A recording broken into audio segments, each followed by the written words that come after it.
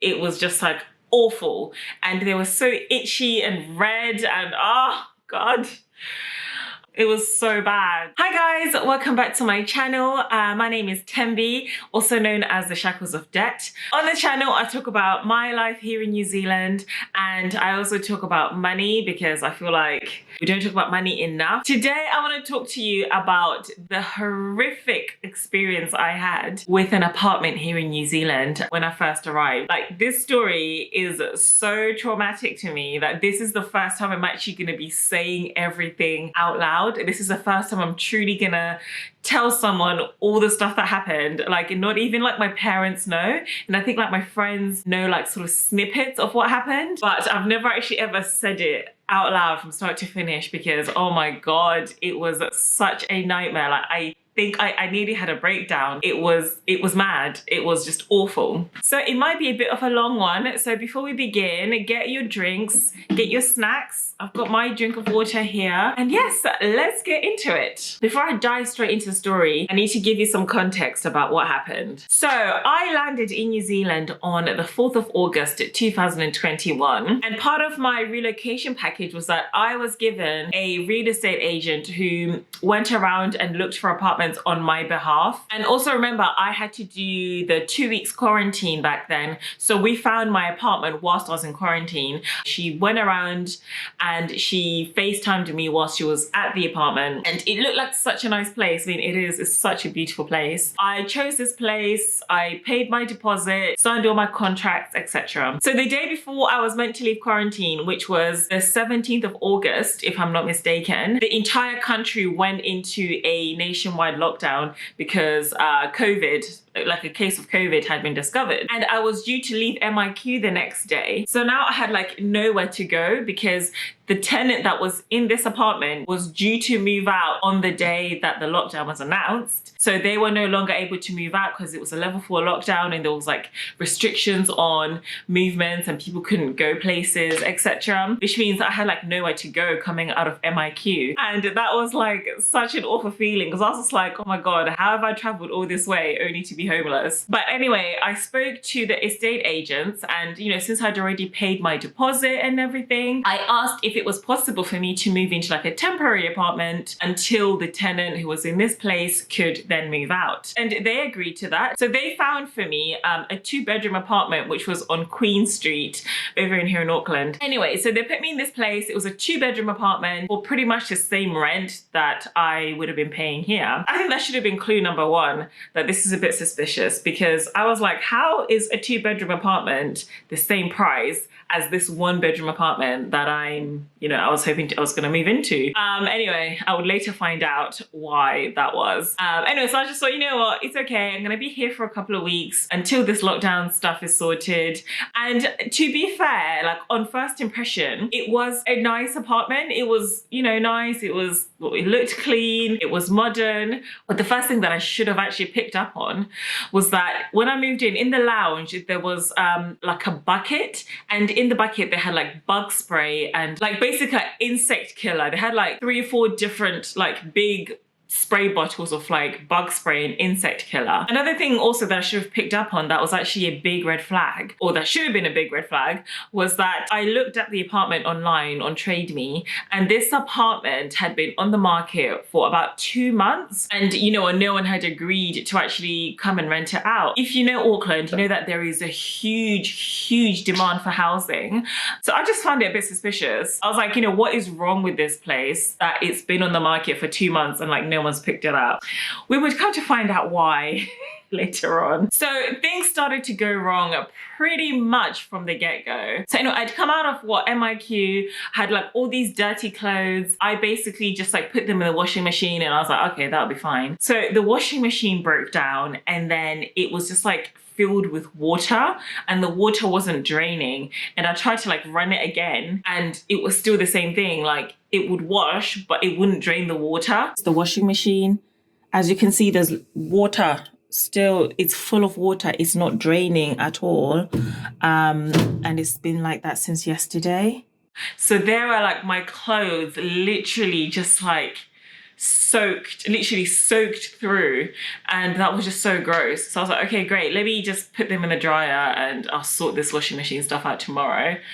Put them in the dryer. The dryer only worked for like not even like 2 minutes, probably a minute max, and then the dryer just like stops. The dryer, if you close it, nothing happens. It's only if you push it down that's when it starts working. But when you let go, it stops. I tried to unplug it, I tried to turn like the main switch on and off, but like nothing was happening. And I had like all these soaking wet clothes with this washing machine, which still wasn't draining. And my clothes were like dripping, and I had to just like hang them on the balcony overnight. And then I sent an email to the real estate agent telling them about the washing machine. And they said that because it was like a level 4 lockdown, you know, you couldn't really like mix households. And there was such like strict restrictions on like movement. They were like, no, we actually can't bring anyone over. Like, it's not like a life or death emergency. So what then started happening is that over the next few days, this like stagnant water just started like smelling, and it just became like more and more and more stagnant in this apartment. It was horrific. Eventually they came to fix it like 2 weeks later. But can you imagine 2 weeks with a washing machine that has got stagnant water in it? Not only that, I wasn't able to like do my laundry for 2 weeks. And considering the fact that, like I said, I just come from MIQ where I hadn't been able to do laundry for like the previous 2 weeks. So that wasn't great. The next thing that drove me up the wall was a dishwasher. This dishwasher.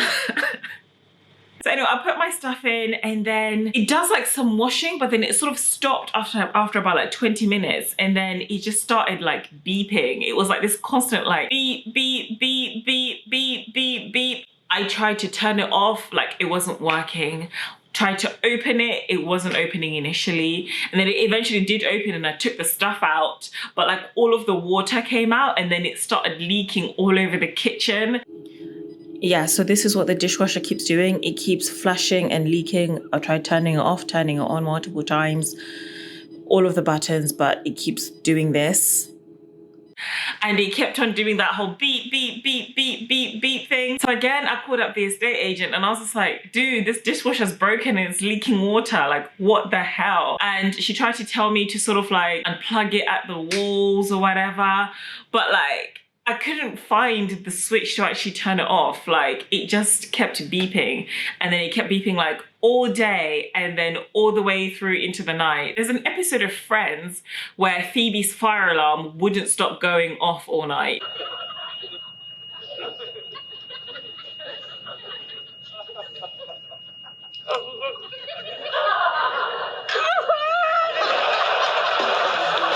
Literally, that was that experience. Like, I could not sleep that night because of this beeping. And I'm not even exaggerating. Like, it just wouldn't turn off, and it was loud. Oh my God. So at like 5 a.m, I eventually just like lost it, and I sent like this really like super angry email to the estate agency, to the housing manager, and I was just like, dudes, you have to come and fix this dishwasher. It is driving me insane. The estate agent, they were like, okay, fine, you know, we'll send someone over, but it can't happen for like another 2 days. So I had to live with this for like another 2 days, just like 24/7 beeping. So because of this beeping, this then leads us into the bed bugs. As I told you at the beginning, it was a 2-bedroom apartment. So the bedroom I'd chosen to sleep in was the first bedroom, which is the bedroom closest to like the lounge living area. But then there was also like another bedroom right at the back. So I just stuck my suitcases in the other bedroom right at the back of the apartment. But because this beeping was so loud, I decided to go and sleep in the other bedroom because it was like further away from the kitchen and the beeping wouldn't be as loud. Again, huge mistake. I should not have done that. So I went and slept in that bed, like that second night of the beeping. I managed to get some sleep, but then I woke up and I just had like bed bug bites all over my body, like all over my hands, like my neck. Like I remember like my neck, like my side here. And I was just like itching. Like, I know I didn't have any bed bugs in MIQ. I know we got sprayed down as soon as I left the plane. So there is no way I brought anything into this flat. So whatever has bit me has definitely come from this bed, because the last couple of nights I'd slept in the other bedroom and I was absolutely fine. And I just woke up with like bed bug bites. It was just like awful. And they were so itchy and red and oh God. It was awful. It was so bad. It was just so bad. One of the best ways to get rid of bed bugs, I Googled, was like to maybe like put your clothes in a high heat in the dryer. But like, was my dryer working? No. So what, what else can I do? Gosh. How did I not have a breakdown? I'd already ordered some new bed sheets and stuff online, and luckily they arrived the next day. So what I decided to do was just to leave everything, all the stuff I'd been wearing, everything in the other bedroom, and I was planning on like getting rid of it at a later date. So I got my new bedding, new pillows and everything. So I decided to sleep on the sofa, and that was like the most uncomfortable sofa. It was like so wiry, so flat. I was like, I can't sleep in any of these bedrooms, so I just have to sleep on the sofa. So I slept on that sofa for the entire month. Yes, because I ended up being there for a month. So eventually they ended up fixing the washing machine, and then they ended up fixing the dryer, and then the dishwasher, they weren't able to fix it, but they just like disconnected it. So at least it like stopped beeping, and they're like, you know what, we will fix this at a later date. And on top of all of this, whilst all of this was going on, the bathroom was like moldy. It's hard to describe, but you know when you like breathe in and you can feel like the smell of the mold like in the back of your nose. That is what that bathroom was like. But I was like, I gotta shower somehow. So I guess we are showering here. Like, where else was I gonna shower? It was lockdown. Where else was I gonna go? And the only way in which to sort of like quell the smell was to like leave the bathroom fan on like literally 24/7. But then also that fan created this like humming noise. But then I was like, you know what? I'm gonna have to live with this. Like, otherwise, it's either breathe in and smell the mold or leave this fan on and have this noise 24 hours. What else was I gonna do? And then I also got like some diffusers and candles just to try and like get rid of that smell. And on top of all of that, because I was sleeping on this sofa, every few days I'd like have like a new like bed bug bite. So I would have to like get some bug spray and like spray down the whole sofa. And that means I was like breathing in all of this spray when I was sleeping. And like my sleep quality was so bad. Like I was hardly sleeping in that time. And on top of that, I had like really bad backache just from sleeping on that like wiry, hard sofa. Like, I feel like I came close to having an actual mental breakdown, because not only was it lockdown, I was now in a foreign country. I was sort of like struggling to adjust mentally. I had the loneliness, like basically all the stuff that I spoke about in my reasons why I'm struggling to move to New Zealand video. Where I was living was a massive contributor to like how I was feeling in that video. But luckily Auckland ended up going down to like level 3. I think it's probably like around the 20th of September or something close to that. So the tenant was able to like vacate this place, and then I was able to move in. And let me tell you, when I moved into this place, I didn't cry. You know when you just appreciate something so much because you've seen what the other side is like. That's how I felt when I walked into this. I was like, you know what, I'm so grateful to be in this apartment. Like, it's such a lovely place. There's like no, like, that's the first thing I did. Also, I checked out if there was any mold.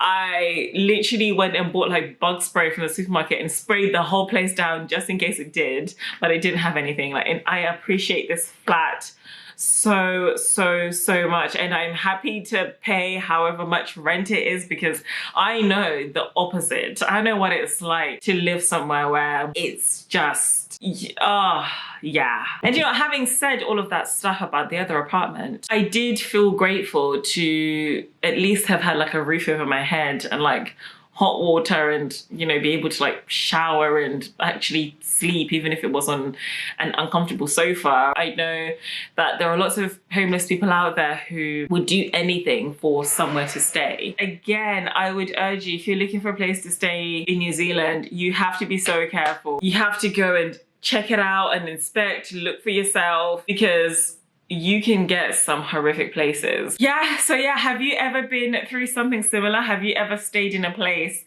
that was just so horrific that made you feel like you're gonna have like a flipping breakdown? If you did, let's have a chat in the comments. Let me know. And also, do you live in New Zealand, and have you ever experienced some of the poor quality in housing, or have you lived somewhere that's got like a really poor standard of housing? Let me know in the comment section down below. And yeah, thank you guys so much for watching. I will see you in my next video.